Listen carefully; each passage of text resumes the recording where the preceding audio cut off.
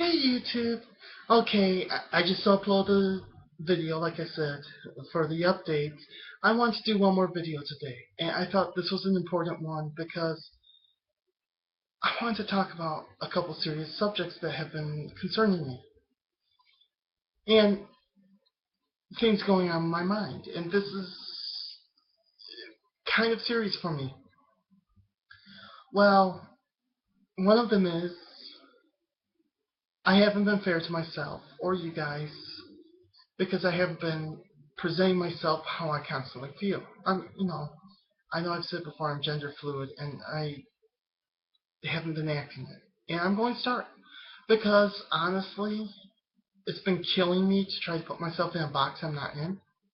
I come out of the closet just to go into another box, and it's like killing me. But I want to talk about what led me to this revelation and what else has been going on. So as I said, I moved, and the obvious reason why I moved was because of all the stuff that was going on in Michigan.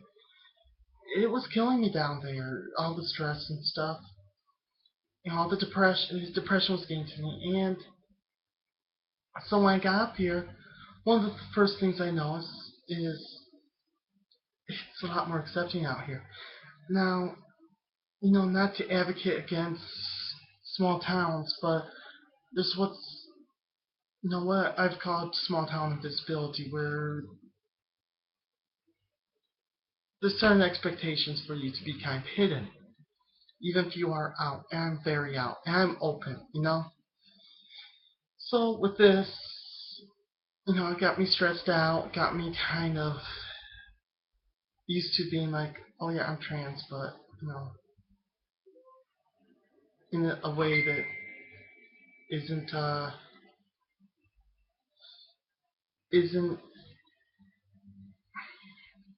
in your face. And then I started getting more and more in your face. Alright, that's a bad way to put it. I started getting to the point where I was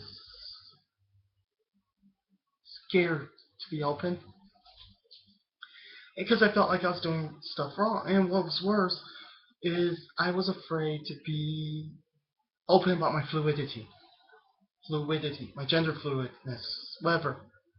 Having a hard time talking, too much coffee. Minneapolis has great coffee, by the way. But anyway, so I'm sitting here fighting this stuff with myself, and when I got out here, oh my god, I didn't get the stares, I didn't get the back talk, or I got less of it. There's still going to be idiots out there, or people who just don't understand. But it's been amazing. It's been night and day. I've made some good friends out here. They've shown me around. I went to a few cool bars. I'm going to see if the bars will let me take a little video footage of in there, because honestly, they're really awesome. And you people, if you're in the Twin Cities, check out the Townhouse. More people should go to the Townhouse. It's awesome. It's right on Hamline, just to let you know.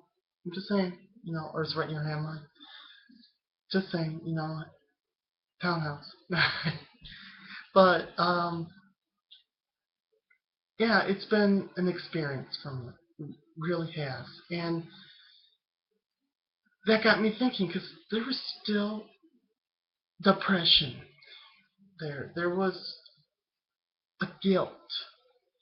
A guilt like I was doing something wrong with my life still. That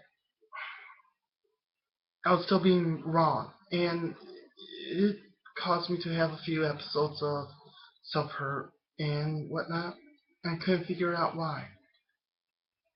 I did. I actually did figure it out. And what it is I allowed myself to be put into another box. Being gender fluid, I allowed myself to be like, oh, this is how I have to transition. Because I do have gender dysphoria. To mind you hard.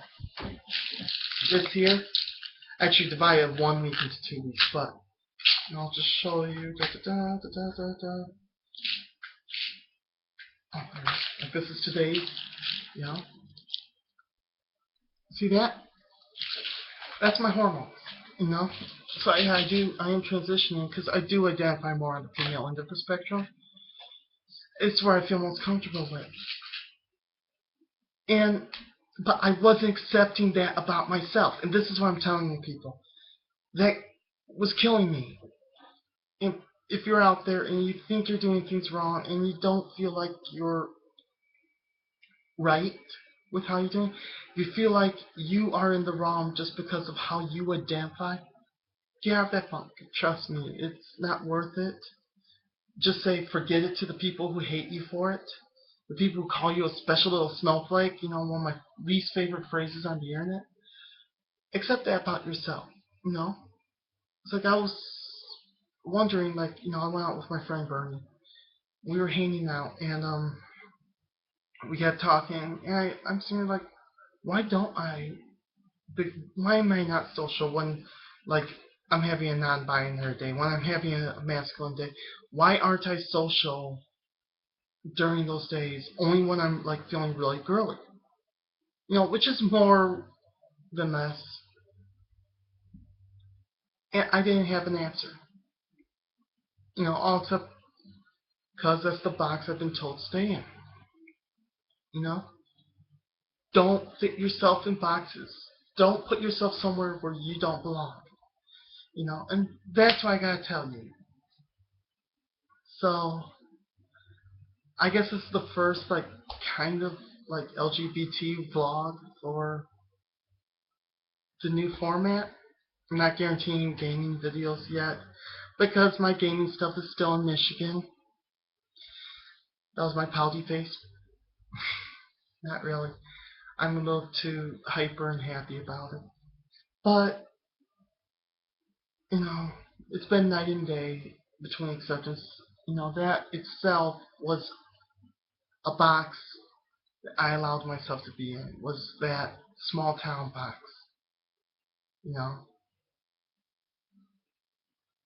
I allowed myself to fall into the one gender box because that's not who I am. I kind of wish it was because my wardrobe would be smaller. but, but enjoy yourself. Enjoy your life because it's the only life you're going to get. Or at least you as